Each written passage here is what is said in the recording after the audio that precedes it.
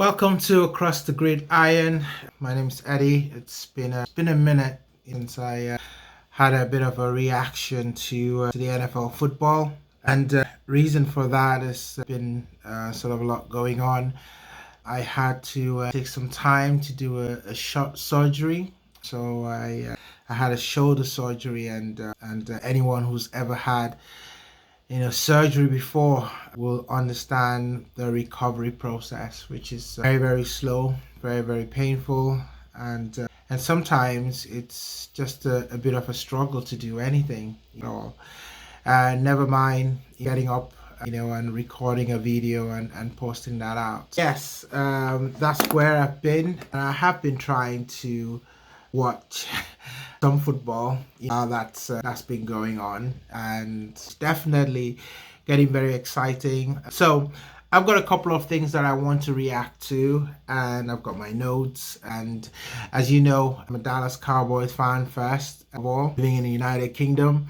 How that ever happened, I do not know, but I'm part of Cowboys Nation. So all of you who are Cowboy fans, support the channel. Please like and subscribe. If you like, what you see here, you like, anything that you hear from here, please share the content. Let everybody know as well. I always used to say, share this with everyone, including your enemies and people that owe you money. Let's look at the Cowboys reaction. So the Cowboys are now 5-2, and that is very exciting because I think everyone knows how Cowboy fans are, how we are, how optimistic we are of the future, and what we see as possibilities. Where can we go? With all of this, 5-2, and smiling across and seeing the San Francisco 49ers lose three straight games. Let's not even talk about the energy that the media has, for Cowboys, when they lose one game.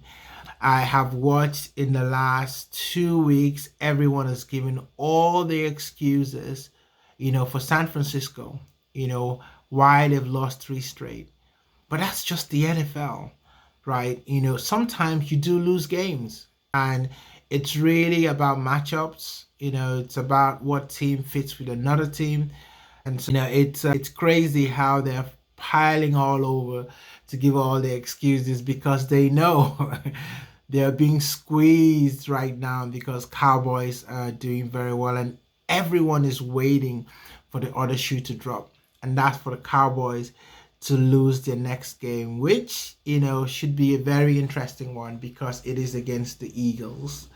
And so we will talk about that. So a number of things that I observed in the Cowboys, from a fan perspective, so this is just, a fan view. Like I say, I've never played the game before. I've learned the game, from a lot of people, from you guys, but from also, watching the game over and over and over again, so I've watched a lot of NFL football. And I love, NFL football, not just about the Cowboys. So I do watch other team games. Obviously, pay attention to the NFC East division where the Cowboys are. And, because obviously I want to see them lose, especially when they play other teams. But it's always tough, when they play teams in the same division. In that time, when teams in the same division play, my priority is who's ever doing the worst. That's the team that I want to lose because I know they're not going to be a threat, and to the Cowboys. So, famous duos. Lots of you, might be a little bit younger than I am. When I was growing up, there were lots of famous duos. You think about, I'm British, so I can relate to a lot of the British, programming back then. There was Starsky and Hutch. And then, everyone remembers, Penfold and Danger Mouse. I don't know if you ever watched that. And the Green Frog. Hey, Barone. That was a bit of a childhood there. And then Sesame Street. Remember Bert and Ernie? Just famous duos. And then Dempsey and Makepeace. For all of you in the US, you might be like, what is what is going on? What are you talking about? But there's a lot to be said about famous duos, because in football, especially in American football, it's important to have your quarterback and your wide receiver, you know, be, in sync. And, if you talk about, some of the famous duos that have come through, people talk about, I think they're more like the triplets, but you talk about Troy and Emmett and Michael Irvin, Randy Moss, you talk about Randy Moss, and Tom Brady, because I think you play with Tom Brady, as well.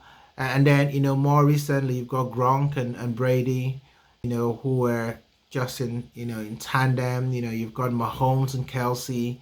Right now you've got Burrow and Jamar Chase. You've got Kirk Cousins and Justin Jefferson. You've also got Tua, with Tyreek Hill. And everyone was just waiting. Are we gonna see the Dak CD connection? Are we gonna see? Are they gonna become a duo that we can actually be proud of? And ladies and gentlemen, I think that has arrived. CD Lamb last game, 12 targets, 158 yards, 2 touchdowns. That just sounds good to hear, right? And when you watch the game, CD was just all over the place. He was grabbing the ball. They just could not handle CD. So I am so excited. I'm so excited about this partnership because I think that this is exactly what the Cowboys need. For me, these are the reasons why the Cowboys won that game. Number one, it was CD and Dak, famous duos. Number two, accountability. And you might not have noticed this, during the game, but it might be a small thing, might be a small tiny thing, but I did pick that out, and let me know in the comments if you also, notice that. It might just be me that considers that, to be very important, but a lot of players doing this, when a penalty was down to them. And, Dak was talking about this in the podium. And, the Cowboys started their first, three plays, with sacks. I think the first one, Dak was like, that was totally on me. And he went to go tell left, so I think Adogo as a left tackle. And he said he went out and told the guy that, listen, that was on me, don't worry about it. You keep doing what you're doing. And I also noticed Nashawn Wright did that, against the punt that should have been returned, for a touchdown that was so painful. It was really painful because I was already, obviously got very limited movement, my hands in the sling, so all I was doing was just wailing, as, he was returning, that ball. But sadly, it wasn't to be. But Nation Wright had what they called an illegal push in the back or something like that. Anyway, it negated what should have been an 85 yards touchdown. So one to watch out for. I think that's going to be another one. But let's go to the next one. The next thing that I think was the reason for the Cowboys victory, on Sunday is proportions. Now you're going to be like, what is he talking about? Proportions. If you cook, if you bake, you will understand how proportions are very important. It's very important to coming up with the right, sort of meal, with the right kind of taste, with the right kind of, if you're trying to make something spicy, for us, that are African descent, we love spicy food. Believe me, you love spicy food. And if you've ever had, jollof rice, plantain, or any of all of that stuff, you know what I'm talking about. We love our spicy food, and proportions is very, very important. When you're sort of grilling and making sure that it comes out right. When you're baking a cake, proportions is important. How much flour do you put in? Too much sugar, too much butter, to eggs. All of that is proportion. And for the Cowboys, proportion is really important. Now, why did I say that? So The last couple of games, CD Lamb probably had about, 4 or 5 targets. That's not going to do.